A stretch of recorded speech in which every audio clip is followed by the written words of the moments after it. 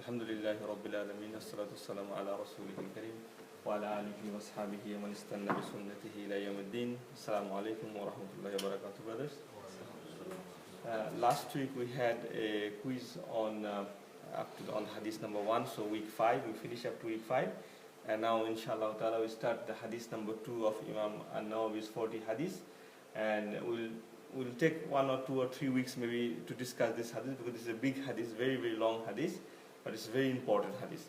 So inshallah today we're just going to say the hadith, what is the hadith about, and some description, some properties of the hadith, some incidents, and some lessons from the hadith today. So this hadith is called the hadith of Jibril, or because the incident is like this, so don't try to read it, it's very big. So, but this is the hadith, this hadith is called that in Hindi hadith.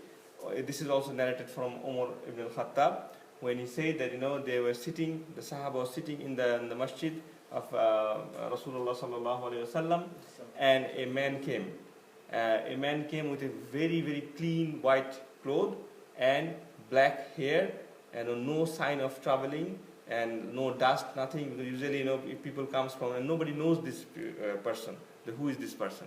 He came, he sit close down to Rasulullah sallallahu alaihi wasallam. He put his thigh on his thigh, and he sit very close to Rasulullah, and he asked few questions.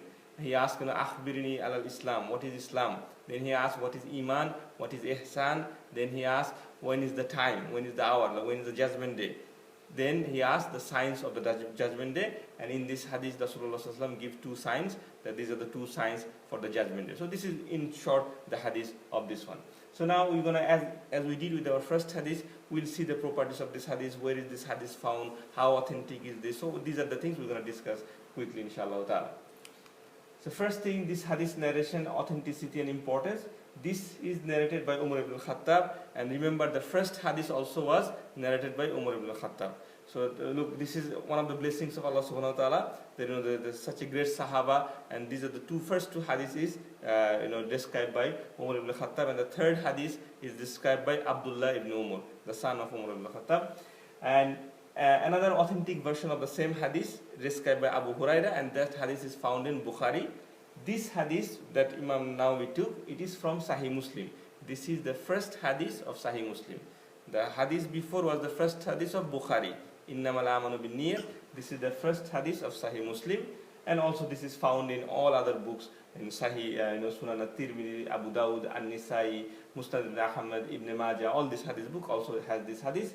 And this hadith is called the hadith of Jibril. Why? Because obviously at the end of the hadith, if you read the hadith, Rasulullah said, Ya Umar, do you know who is this person? Then Umar said, yeah, Allah and his Rasul, Allah and his messenger know the best. And then he said, he is Jibril. He came here to teach you your deen. He came here to teach you the deen. Also, this hadith is called Sunnah, which is very, a lot of people doesn't know. Like the Quran or Kitab is Suratul Fatiha, as you all know, and the Sunnah is this hadith. Why? Because this hadith, as I said, the description of Islam, description Iman and everything, that all these things are there. All the ritualistic things are described in this hadith. Even the belief in in the Qadr is also judgment there. All these things inside here. So scholars say this is called Sunnah. This hadith is the Sunnah, because from this hadith the main point of Islam, how you believe in Allah, how you believe in Rasul, in Malaika, in the books and everything. So this is why this is called Sunnah. And this incident happened, most of the scholars say, at just before the final Hajj, so at the 10th year of the Madinian life of Rasulullah, or some say just before the death of Rasulullah. So definitely it is not in Makkah, and it is the end of Madinian life. So almost like maybe 1 year before Prophet passed away, or just before, a few months before. The next things, so the topic of the hadith. We're not going to discuss everything today. So first of all, what is Islam as a question, and then the Iman, the Ihsan, and the last hour and the sign. Now, as we go through next week or so, we're not going to talk about Islam, what is Islam means in this hadith. We're just going to say what does it mean, because the third hadith has the hadith, as I said, that the Islam is based on 5 pillars. Like, as you all know, that the Iman, and then the Salah, and the Ramadan, and the Zakah and Hajj. So we'll discuss in the third hadith. But we will talk about Iman, Ihsan, and the sign, the last sign, or the hour of the sign, inshallah ta'ala. The next one, that we get some benefits from this hadith, the description and action of the Jibril in this hadith. So what we say, he was dressed in extremely white clothes. So this is how scholars get benefit out of the hadith. And what are the things by this dress we know? That Rasulullah said in another hadith that white, he preferred white dress. As you all know, Rasulullah preferred white, and he said white is more purer for you. White dress is more purer for you. Also our ihram, as you all know, and also our shrouded, like when the people die, we give the white clothes. So white has an important thing in our Sharia. Also, in the time of Umar radiallahu anhu, he instructed the Qurra, the people who used to lead the prayer, the Imams, of the Hafiz of that time, the few Sahaba, he used to instruct them, you should wear white clothes. And I think so far I remember that still I think in Medina they also follow this. You still see that Medina, Imam of the Medina and Makkah, they always wear white. You won't see that they have different color. Probably they have some rules, they're probably still following that one. Also, he had a very clean, tidy, attractive look. And what do we get from there? That in Islam, internal and external, both states should be fine, pure and clean. Because a seeker of the knowledge, some group of Islam say you should be like disheveled, you should like wear crinky clothes and everything. No, Islam is a dignity. It gives a dignity, it gives you respect. So you should wear proper clothing, not like to show off people, but you should be clean from outside also, and of course from inside the heart should be clean. So that is what it means here. Also, a misunderstood hadith. What I mean here, there is a hadith in Bukhari where the hadith says, "Inna Allaha la yanzuru ala suwarikum wa ala amwalikum, walakinna Allaha la yanzuru amwalikum wa qulubikum." Meaning that Allah subhanahu wa ta'ala doesn't look in your face or your wealth. That hadith says Allah subhanahu wa ta'ala doesn't look at your face or your wealth, rather he looks in your heart and your deeds, which is fine.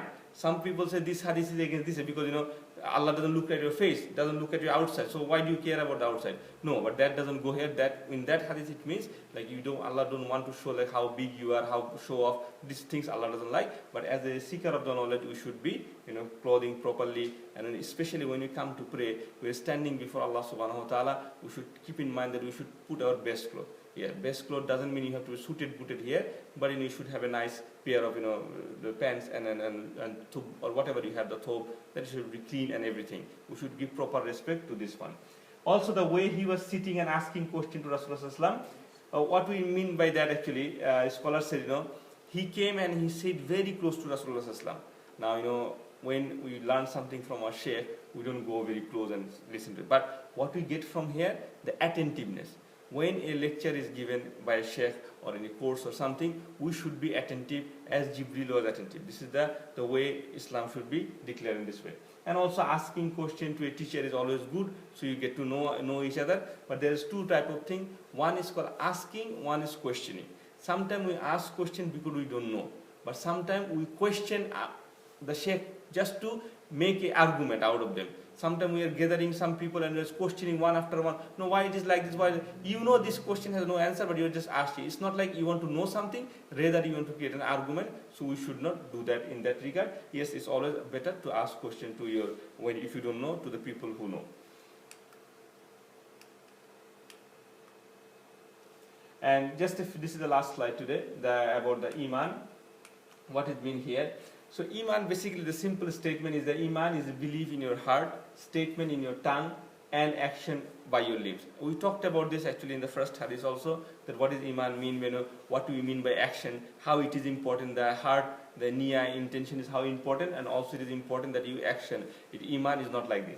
Now in Islam, even from the first century of Islam, there is a great debate with different groups of Islam that what is Iman.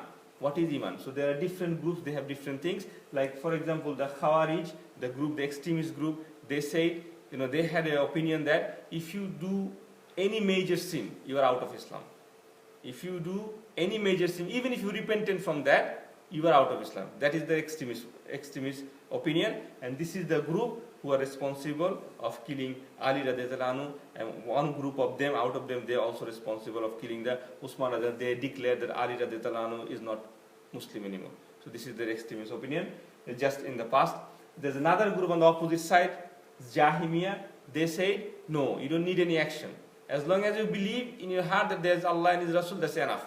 So you don't have to pray or anything. If you pray and if you fast and if you go Hajj, that's fine, it's good. Even if you don't do it, it's fine.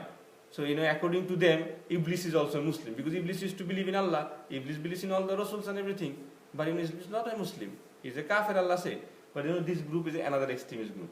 Then the group called Mu'tazila, they are the rationalist group, so they have the logic and everything. They say, yeah, if you do a major sin, you're not out of Islam, but rather you will be in the hellfire, eventually you will be in the hellfire forever.